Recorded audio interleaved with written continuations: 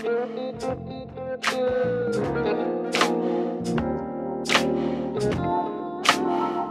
everyone, it's Carol from Together in the UK. We're back again with another story time, and today we'll be talking to Sil at her lovely cafe here in Muswell Hill.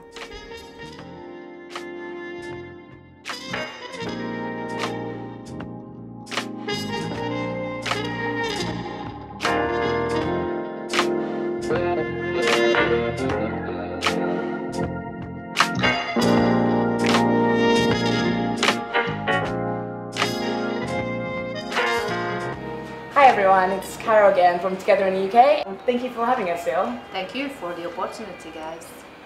We're so happy to be here. How about you tell us a little bit about yourself? My name is Sylvia. I'm coming from southeast Hungary. 10 years ago I arrived this country. It was a bit shocking because the day I arrived it was fireworks everywhere, and I thought, okay, they know I'm coming and they already celebrate me. And then yeah, I found out more. That was the 3rd of November in 2007. Oh, so it was Skyforks around that Yes, I found out more after that. It wasn't me, but yeah, and I came with one suitcase like everybody else, I guess, and one-way ticket. Wow. And I just told my mom, I don't think you will see me for a couple of months, and then this is how I started in the UK 10 years ago now. Wow, that's really daunting, you know, just coming here, one suitcase and one-way ticket. I mean, that's very brave. I mean, and it's good that you kind of got that first kind of welcome of, you know, of fireworks. I mean, how did you feel? Your kind of initial feelings? Because that's quite, you know, it's quite daunting to me anyway. All I knew, I didn't want to go back immediately, so yeah. I definitely wanted to stay.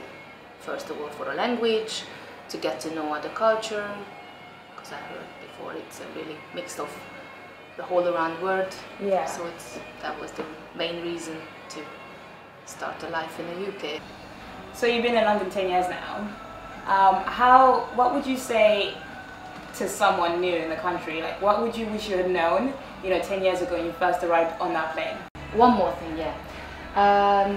From Hungary, and I'm a good mix of Romanian, Hungarian and Serbian. So my background is very European. Okay. And I remember my grandma used to trying to teach me Romanian. Yeah. So if I would pick up another language as an extra, that would be a nice jackpot to speak to people, because I had my English, my basic English when I arrived, but I had so many colleagues and people around me, they had less English, or they were Spanish or Italian or something, and yeah, another language that would make. I think that's something really great about London, you know, like there's so many different cultures and there's so many different languages. I mean, I myself have picked up different languages just because I've been attracted to the different people and the different kind of languages I've heard, just so I could kind of communicate with the whole world, but in London. Yes, yes. So I can completely understand that. So we're sitting here in your lovely cafe, you know, very beautiful. Just wondering, how long have you had it? 5 years. And you know, what made you kind of decide to build up this beautiful place? That is actually an interesting question. I used to work in a pub, and one of my regular customers was questioning me, like, what I'm doing in that place. Yeah. They're getting drunk every weekend, and I'm still smiling, and you know, I'm just such a positive. Why don't you go and make your own cafe, or serving a nice cup of tea for lovely ladies, and they are very nice and quiet. And then then I started to think. Yeah. And then I just saw this lovely place. I mean, it's a bit mess, like it's not a usual size of shop. It's like, I think it looks lovely. My friends helped me to put the floor down, and they were like a bit crazy about it, because it's such it's a different shape, and it's a very complicated to make the flooring and everything. But it became reality. Yeah. And how do you feel about it? Yeah. So the first couple of days was white everywhere, and it was snowing, so that made it beautiful and just like kind of relaxed. But also I was nervous. Yeah.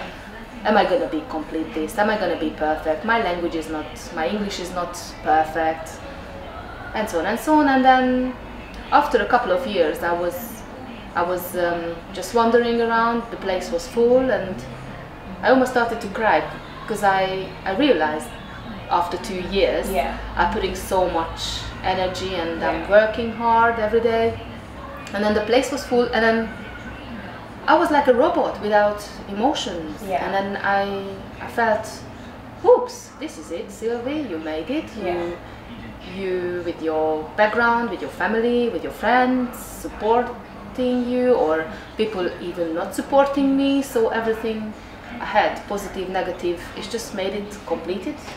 So it was made by everybody, not just by me, but I mean, it's really interesting that you say that, because you know, you're an entrepreneur, this is your own business, and that is not a small feat by any means. You know, it's something to be proud of. And you know, at the same time, you know, you're a migrant who came here, you know, just not even the idea, you kind of developed the idea to start this. So I'm just kind of wondering if you kind of are able to share some of the challenges that you face. I just did it, I don't know. I'm proud, but also happy, because every single people, customer, friends, neighbors, everybody helped me to achieve this. And then nowadays, of course, I know who I am, and actually I find myself. I find myself here because they need me. I mean, they need a person, or they need someone to talk to. They need someone who knows their coffees, their sandwiches, or just, you know, be here and just help. I mean, I love the way you put it. It sounds beautiful the way you put it. You know, it sounds like you're a pillar for the community. You're here listening to your friends' problems, listening to the community, serving your friends in the community, and just kind of being a, you know, kind of like a strong kind of shield, you know, person for them. So I love how you put it that way. Yeah, it's more like my living room than a business. That's what I always call it, like Syl's living room. It's it was funny because first I opened, there's the flats across, and they came along, and then they looking themselves by the window. And then it was a couple of months later I decided to put some little message, and that's when I created the You Are Beautiful project. It's always saying somewhere in the window, you are beautiful, because people were using my window as a mirror. They left the house, messy hair, just like the last before they get to town. They just want to make sure they are okay.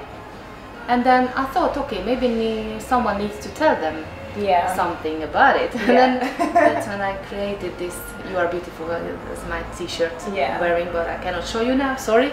We have a little A board, and we're like showing what we have. And also there is a little message, You Are Beautiful, on the A board as well. So I think it's important nowadays, because you are beautiful, I'm beautiful. So it's I think it's important. It's coming from inside. And then it's just simple. No, it's so really simple. It's really like good. I like the business, which is not a business. It's a beautiful living room. Which you open up every day to your friends. Exactly. That's great. Thank you again, Syl, for having us. If you like this video, please hit the like button. Also, please don't forget to subscribe to our channel. Please also check out our other videos.